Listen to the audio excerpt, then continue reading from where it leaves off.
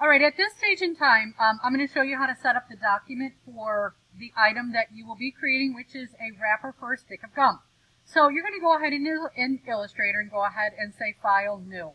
It is super important, once again, that you change this over to inches. If you haven't done so, your gum, your wrapper will come out incredibly wrong. So please make sure you've changed your unit over to inches.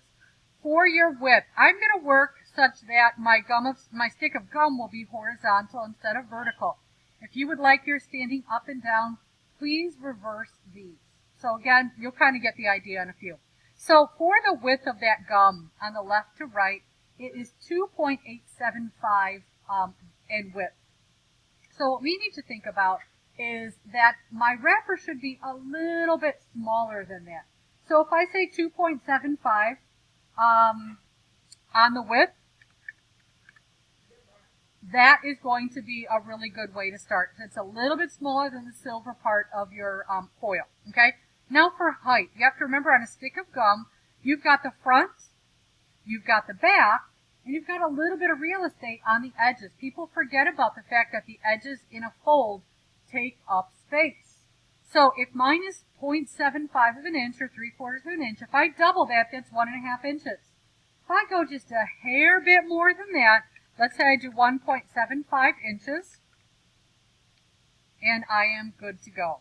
So right here, you will see my entire wrapper. And I do want to show you, if I add in, if I go under View, I'm going to go ahead and add a guide. So I'm going to make a guide in there. I'm not able to actually make a guide right now. I don't know why.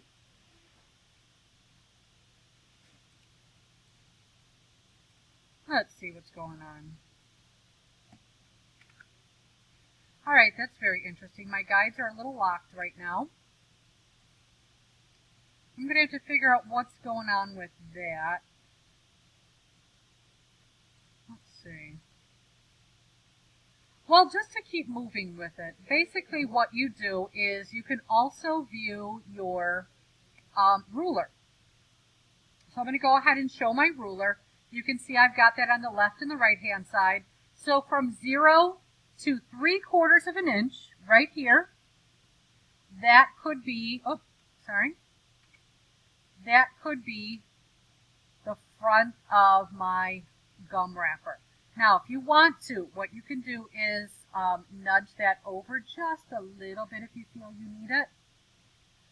You can actually put the front of your wrapper, instead of being there, the front of your wrapper could be here, and these two pieces would wrap around.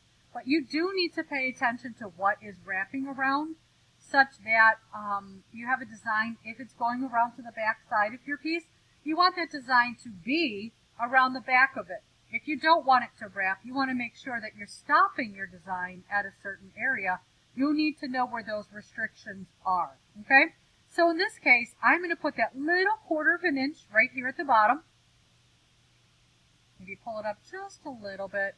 And know if I put the start of my wrapper here, I have the back of my wrapper and then just a little tiny bit of overlap to get it glued. That's exactly what I'm looking for. This is going to be, let me just back it up a little bit. There we go. This is going to be how I'm going to get started with my design work. You've got your general layout. We've added our rulers, and I kind of know where things are laid out. Once this is printed, I'm going to cut all the way around it. I'm going to fold it around an actual stick of gum or the little templates that I have here, and then you're going to take and you're going to glue that as a wrapper around there. So again, it's 3 dimensions. It's not just one side. It's not a separate document on the other side. It is one document by the end that has a front, the idea of a middle, or folds, and then a back side. So that is what we're going for, ladies and gents. So make sure you're doing a great job when you're planning that to create a piece that's really high quality.